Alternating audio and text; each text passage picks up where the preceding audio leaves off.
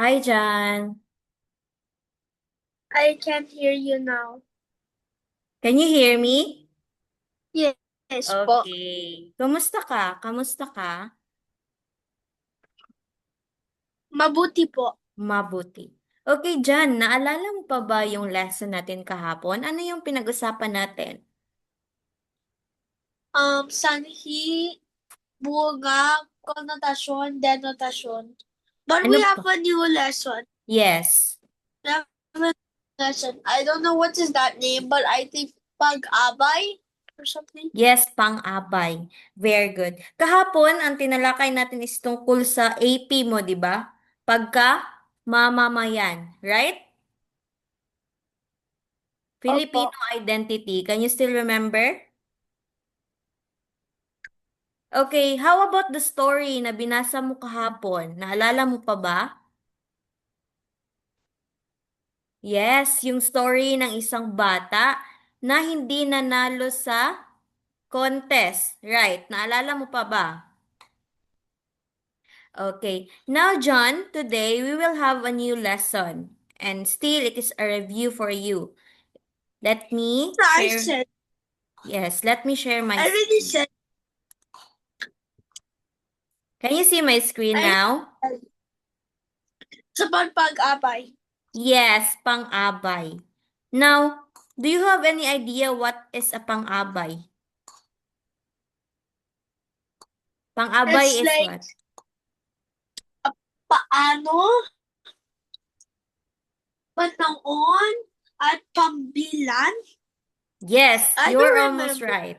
Here, this one, pang-abay. Can you read? Basahin mo nga ang pang-abay dyan.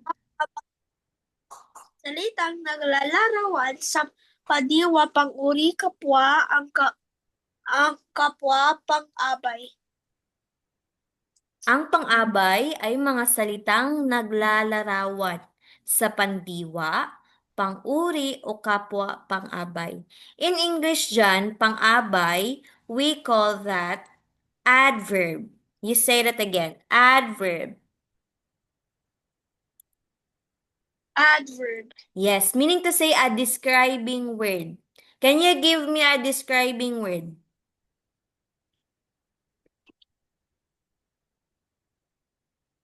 Describing word. Yes. For example, pretty. Um, Magaling. Magaling. Yes, that's a describing word. That is pang-abay. Naglalarawan means describing. How about pandiwa? Do you know pandiwa? No. Pandiwa ay salitang kilos, meaning to say an action word. Or in English, we call that a verb. You know what's a verb? Yes. Yes. So magbigay ka raw ng salitang kilos. Kilos means action. Action. Yes. Magbigay ka ng mga action word. Yan, ano yung ginagawa mo? Nagba? Nagbabasa. Yes, nagbabasa. Yan ay pandiwa. How about pang-uri? You say pang-uri. Yes. Do you know what's pang-uri? Yes. Can you give me an example of pang-uri? Um, um, Maganda. Yes, maganda. Very good. And an adverb at itself. So meaning to say, ang pang-abay dyan, dinidescribe niya ang pandiwa, salitang kilos or action, pang-uri, adjective in English or a describing word, o kapwa niya pang-abay. Now, alamin natin dyan ang mga halimbawa ng pang-abay. Mga tatlong uri ng pang-abay. Ano ito? Una, basahin mo. Pang-abay. Pang-abay na pan. Yes. Ang pang-abay na pamaraan, ito ay nagsasaad na, ito, kung, Kung paano ginawa ang kilos. Yes. Kung paano, meaning how.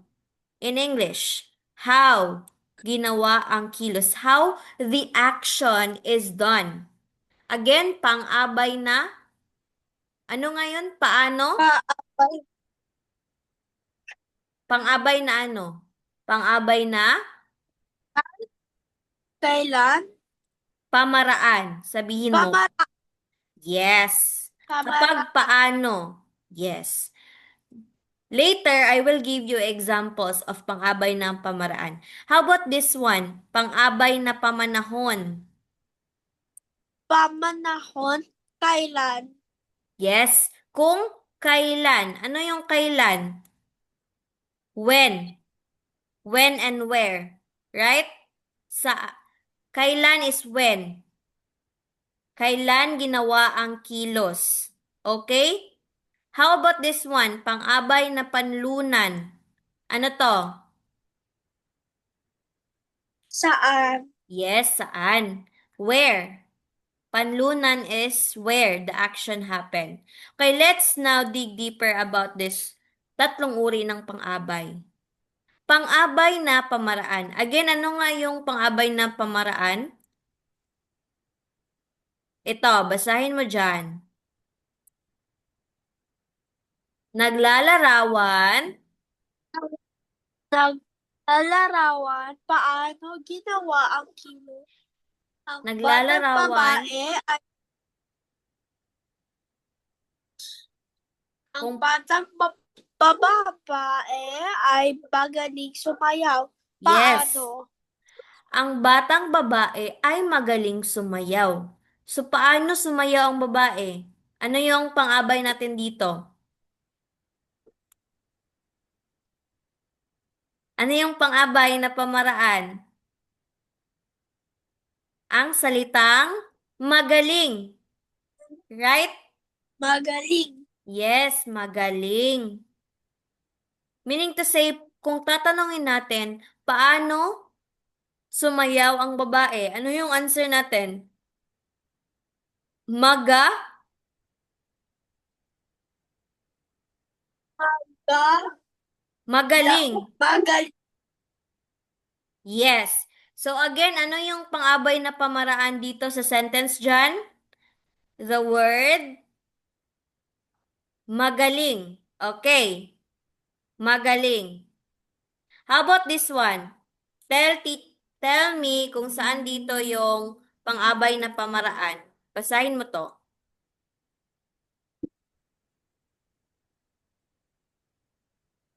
Mabilis. Mabilis. Tumakbo ang bata. Yes, mabilis tumakbo ang bata. Ano yung pang-abay na pamaraan? Paano tumakbo ang bata? Paano? How? What's the answer here?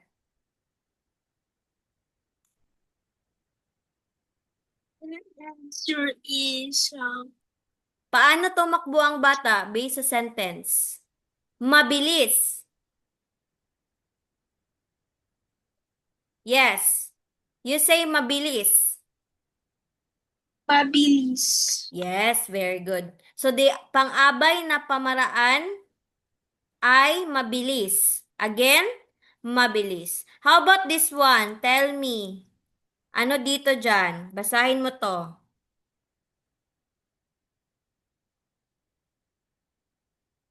This one dyan.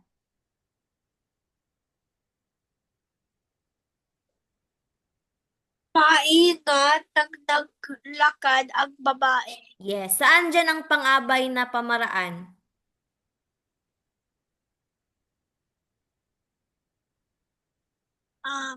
Hindi ko po alam. Basahin mo mabuti. Maingat. Maingat nang naglakad ang babae. Yes. If mag-ask si teacher, paano naglakad ang babae dyan? Ma? Maingat. That's Ye- babae. Ang yes. babae. So, ang pang-abay na pamaraan natin ay maingat.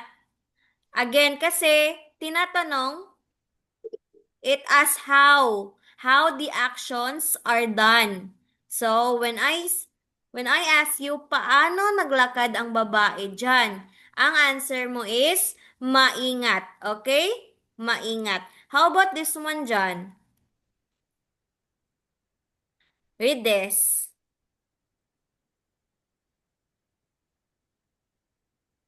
Mahusay. Husay sumayaw ang batang babae. Yes. What's the pang-abay na pamaraan?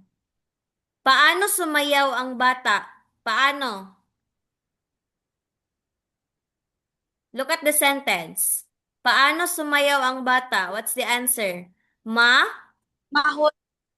Yes, mahusay. Meaning siya, mahusay, it shows how the action was performed. Paano? Again, ano yung pang-abay na pamaraan? Naglalarawan kung what? Kung paano. Yes, ginagawa ang kilos or our action. Okay, did you get me? Did you understand? Yes, of course. Yes, okay. Let's proceed to the next part. This one. How about ito? Itong example. Ang babae hindi to ay mabagal kumain. Anong answer natin dito? Paano kumain ang babae? Mabagal. Yes, very good. Ang mabagal, dinidescribe niya ang kumain. What's kumain? Eat. Eat. Very good. So, mean to say, ang pang-abay na pamaraan natin dito ay mabagal. Very good. Next. Ito, basahin mo ang pangungusap. Taimtim. Jan, can you read the sentence? Taimtim. Ta, ta, Taitim na nagdasal ang bata. Yes, taimtim na nagdasal ang bata. Ano yung action natin dito? Nagdasal. Yes. So, paano nagdasal ang bata? Taimtim. Yes, very good. That is meaning Taimtim. quiet. Yes, quiet. Quietly praying. Very good. Next. Quiet silence. Let's try to answer this quiz. This one. Oh no, I hate this quiz. It almost gives me goosebumps. This one. Can you read? Ang mga damit ay intiniklop ng maayos ni Wenda. Wena. Ano yung Maayos. maayos? Maayos. Yes, you're right. How about this one? Because, never mind. Ang leader ay pangkat ay malinaw na nagpaliwanag. Malinaw. Why? Why malinaw? Because? Because they're smart. The leader's smart because they follow the directions. Okay, very good. You're right. How about this one? Ooh. Dali-dali, natago ang mahigipit ang natatakot ng kahayop. Sabihin mo ulit, mahigpit. Mahigpit. Yes, very good. Mahigpit. Yes. That's actually mahigpit because Yes. What's the action? What's the answer? Mahigpit, right? Yes, of Yes, course. very good. Yeah. How about this one in number 4? Dali-dali niyang kinain ang kanyang almusal. Dali-dali. What's dali-dali? I don't know. Hindi ko Like- alam. Dali-dali. Fast eating, right? Nagmamadali Yes. siyang kumain. Meaning to That's say, describe. That's yeah, describing. this is And dali-dali. Very good. How about this one? ang naghahatid sulat ang mabilis malakad. Mabilis. Mabilis. Anong dinidescribe ng mabilis? What action? Fast. Fast. Yes, fast. What action here? Mag? Lakad.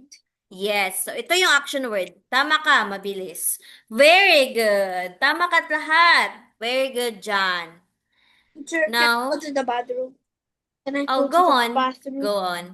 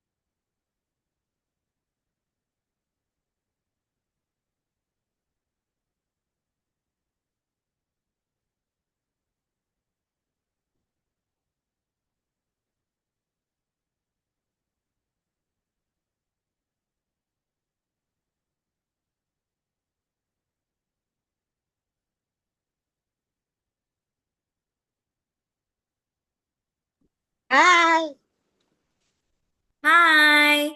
Okay. So, going back. Very good dahil wala kang mali sa test natin kanina. Now, let's go back. Tapos na tayo sa pang-abay na pamaraan. Again, anong ulit yun? It asks how the action is done. Pang-abay na? Anong ulit yun dyan? Pang-abay na? pang-abay na pamaraan. Yes. Now, let's go here. Can you read this one? Mm. Pang-abay na? Mag-abay na pamanahon. Yes. Basahin mo nga.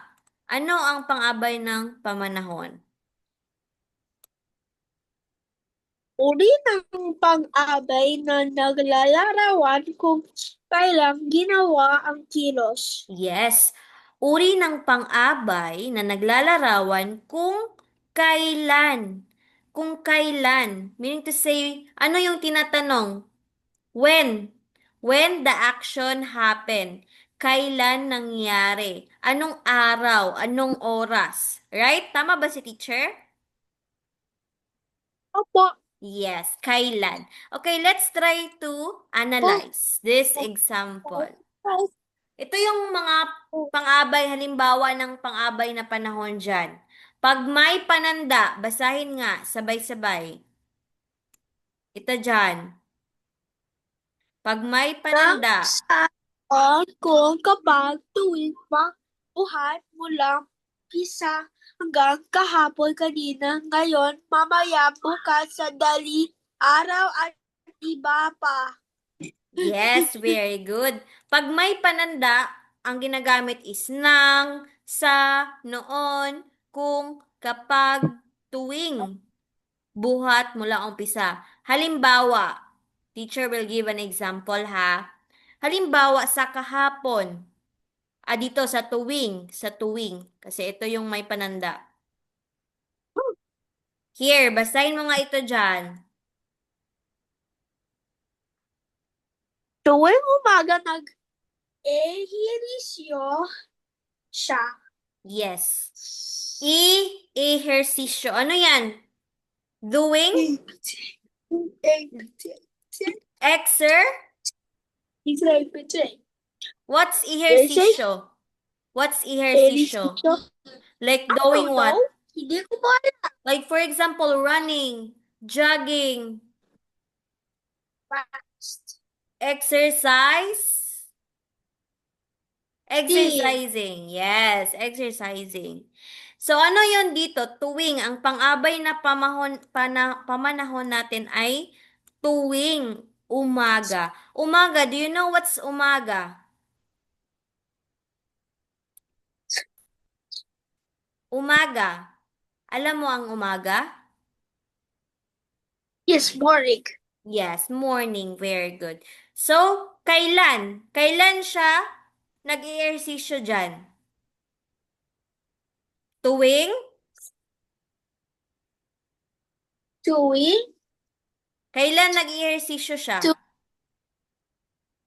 Eherisyo. Yes, kailan? Um, Tuwing? Umaga. Yes, very good. Tuwing umaga. How about ngayon? Let's try to use ngayon. Here, basahin mo dyan. Ngayon, Ngayon, ginawa ang proyekto. yes, proyekto means project. Project. Do you know what's project, right? Project. Yes. So, kailan niya ginawa ang project, ang proyekto? Based sa sentence, based sa pangungusap. Ngayon. What's the answer? Ano yung pang-abay na pamanahon? Nga? Na Kailan niya ginawa ang proyekto? for I don't know. Basahin mo ang sentence, basahin. Ngayon. Ngayon, ginawa ang proyekto. Yes, so ngayon ang pang-abay na pamanahon natin. Ngayon meaning right now. Right now. Okay, right now. Let's try these examples. Ito dyan. Basahin mo nga. Alis kami mamayang tanghali. Aalis kami mamayang tanghali. Our action word here, ang salitang kilos natin ay aalis, right? Aalis.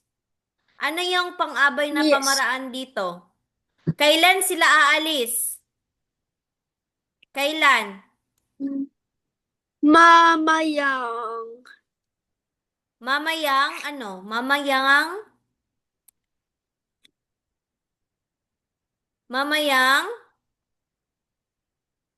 Mamayang tanghali. Yes, mamayang tanghali or mean to say tanghali is afternoon. Take note of that. After noon. Ano yung tanghali dyan? After? After? After. After. Afternoon. Okay. Afternoon. So, ang pang-abay na pamanahon natin dito is mamaya. Okay. How about this one?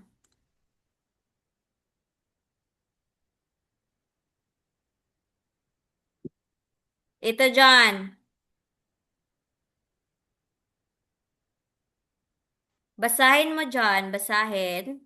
Tuwing. Tuwing namasyal kami. Pasko ay namasyal kami. Sabihin mo ulit. Namamasyal. Namamasyal. Yes. This is our salitang kilos or action word. Namamasyal. Okay. So, what is our pang-abay na pamanahon? Ano yung pang-abay na pamanahon dito? Kailan sila namamasyal? Tuwing? Tuwing Pasko. Yes, tuwing Pasko. So ito yung tuwing, ito yung pang-abay na pamanahon natin. Very good. Ito, look at the arrow. Tuwing Pasko. Namamasyal sila tuwing Pasko. Again, anong pang-abay kapag sumasagot sa tanong na kailan? Pang-abay na? Pang-abay na? Pang-abay na Pama. pamanahon. Yes. Kapag nagsasaad sa kailan. How about naman kung magtatanong si teacher, paano? Paano? Pama? Ano yun na pang-abay? Pama? Pa pamara. Pamaraan. Okay. Don't forget that, ha? So, dalawa na yung natakel natin. Okay. Pang-abay na pamaraan at pang-abay na pamanahon. Again, ano yung dalawa? Pang-abay na pamaraan Pabahay. at pang-abay na Abay pama na. pamanahon. Pama. Pamanahon. Yes. Pamanahon. Pamanahon. Yes. Okay. Dali, So it's five. 5:30, Jan. I will give you 3-minute break and after that I will call you again. Okay? Okay. Yes, of course. Bye-bye. Bye-bye.